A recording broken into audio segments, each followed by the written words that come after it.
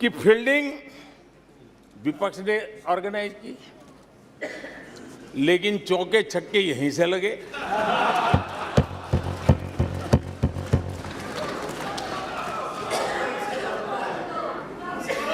और विपक्ष no confidence motion पे नो बॉल पर ही करते आगे चलता जा रहा है। इधर से सेंचुरी हो रही है, उधर से नो बॉल हो रहे हैं।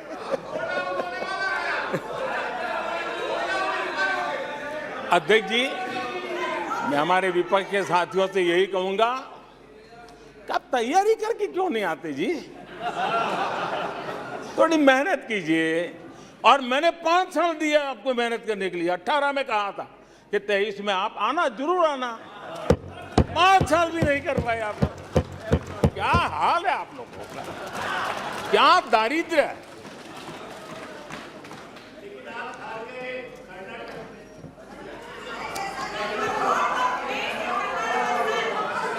आदरणीय अध्यक्ष जी,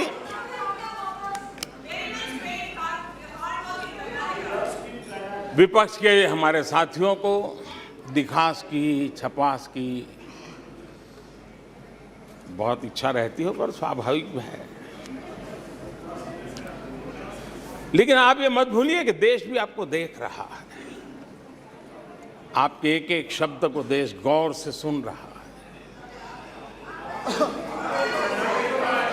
लेकिन हर बार देश को आपने निराशा के सिवाय कुछ नहीं दिया है। और विपक्ष के रवैये पर भी मैं कहूंगा, जिनके खुद के बही खाते बिगड़े हुए हैं, जिनके बही खाते खुद के बिगड़े हुए हैं, वो भी हमसे हमारा हिसाब लिए फिरते हैं। माननीय अध्यक्ष जी, इस अविश्वास प्रस्ताव में कुछ चीजें तो ऐसी विचित्र नजर आई जो न पहले कभी सुना है, न देखा है, न कभी कल्पना की है। सबसे बड़े विपक्षी दल के नेता को बोलने की सूची में नाम ही नहीं था। और पिछले उदाहरण देखिए आप।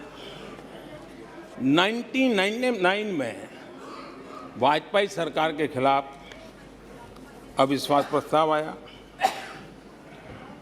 शरद पवार साहब उस समय नेतृत्व कर रहे थे। उन्होंने डिबेट का नेतृत्व किया। 2003 में अटल जी की सरकार थी। सोनिया जी विपक्ष की नेता थी। उन्होंने लीड ली। उन्होंने विस्तार से अविश्वास प्रस्ताव रखा। 2018 में खड़गे जी थे विपक्ष के नेता। उन्होंने प्रोमिनेंटली विषय को आगे बढ़ाया। लेकिन इस बार अधीर बाबू को क्या हाल हो गया? उनकी पार्टी ने उन्हें बोलने का मौका नहीं दिया। ये तो कल अमित भाई ने बहुत जिम्मेवारी के साथ कहा कि भाई अच्छा नहीं लग रहा है, और आपकी उदारता थी कि उनका समय समाप्त हो गया था तो भी आपने उनको आज मौका दिया। लेकिन गुड़ का गोबर कैसे करना, उसमें ये माहिर है।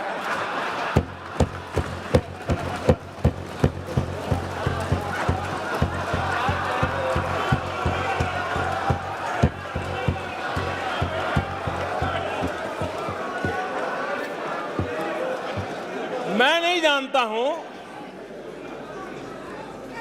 कि आखिर आपकी मजबूरी क्या है। क्यों अधीर बाबू को दरकिनारे कर दिया गया?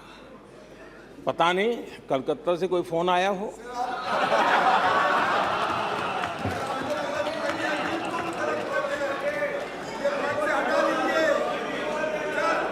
और कांग्रेस बार बार उनका अपमान करती है।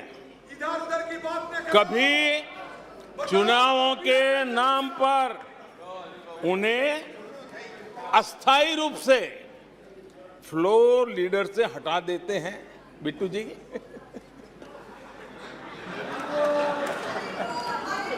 हम अधीर बाबू के प्रति अपनी पूरी संवेदना व्यक्त करते हैं।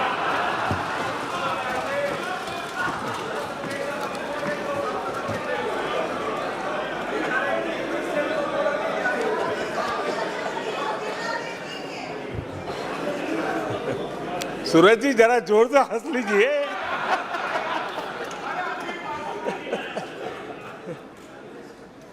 आदरणीय अध्यक्ष जी, किसी भी देश के जीवन में, इतिहास में एक समय ऐसा आता है जब वो पुरानी बंदिशों को तोड़ करके एक नई ऊर्जा के साथ, नए उमंग के साथ, नए सपनों के साथ, नए संकल्प के साथ आगे बढ़ने के लिए कदम उठा लेता है। 21वीं सदी का ये कालखंड, और मैं बड़ी गंभीरता से इस पवित्र लोकतंत्र के मंदिर में बोल रहा हूं और लंबे अनुभव के बाद बोल रहा हूं कि ये कालखंड, सदी का ये वो कालखंड है जो भारत के लिए हर सपने सिद्ध करने का अवसर हमारे चरण में। और हम सब ऐसे टाइम पीरियड में हैं, चाहे हम हैं, चाहे आप हैं, देश के कोटि कोटि जन है। ये टाइम पीरियड बहुत अहम है, बड़ा महत्वपूर्ण है बदलते हुए विश्व में। और मैं इन शब्दों को भी बड़े विश्वास से कहना चाहता हूं कि ये कालखंड जो घड़ेगा उसका प्रभाव इस देश पर आने वाले 1000 साल तक रहने वाला है। 140 करोड़ देशवासियों का पुरुषार्थ इस कालखंड में अपने पराक्रम से, अपने पुरुषार्थ से, अपनी शक्ति से, अपने सामर्थ्य से जो करेगा वो आने वाले 1000 साल की मजबूत नींव रखने वाला है। और इसलिए इस कालखंड में हम सबका बहुत बड़ा दायित्व है, बहुत बड़ी जिम्मेवारी है हमारी। और ऐसे समय हम सबका एक ही फोकस होना चाहिए, देश का विकास, देश के लोगों के सपनों को पूरा करने का संकल्प, और उस संकल्प को सिद्धि तक ले जाने के लिए जी जान से जुट जाना, यही समय की मांग है। 140 करोड़ देशवासी, इन भारतीय समुदाय की सामूहिक ताकत हमें उस ऊंचाई पर पहुंचा सकती है। हमारे देश की युवा पीढ़ी का सामर्थ्य, आज विश्व ने उनका लोहा माना हुआ है, हम उन पे भरोसा करें। ये हमारी युवा पीढ़ी भी जो सपने देख रही हैं, वो सपनों को संकल्प के साथ सिद्धि तक पहुंचाने का सामर्थ्य रखती हैं। और इसलिए माननीय अध्यक्ष जी,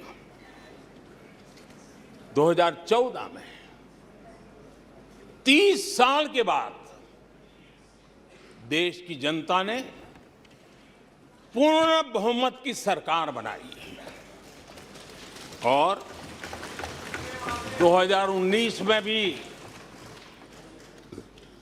उस ट्रैक रिकॉर्ड को देख करके उनके सपनों को संजोने का सामर्थ्य कहां है, उनके संकल्पों को सिद्ध करने की ताकत कहां पड़ी है, वो देश भली भांति पहचान गया। और इसीलिए 2019 में फिर एक बार हम सबको सेवा करने का मौका दिया और अधिक मजबूती के साथ दिया।